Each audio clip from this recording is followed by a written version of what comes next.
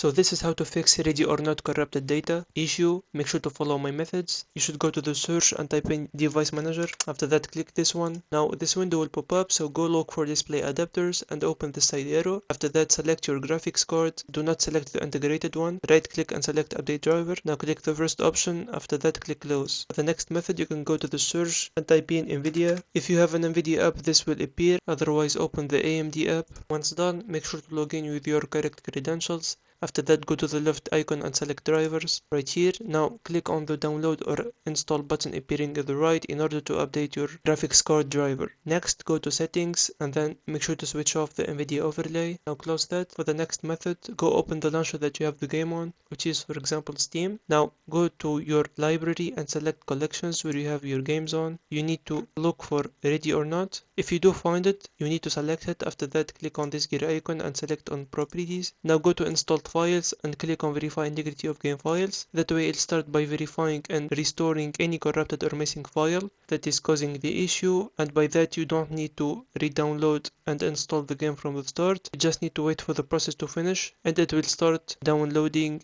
these files as quickly as possible. And that's it. If you do find it helpful, consider subscribing and see you on the next one.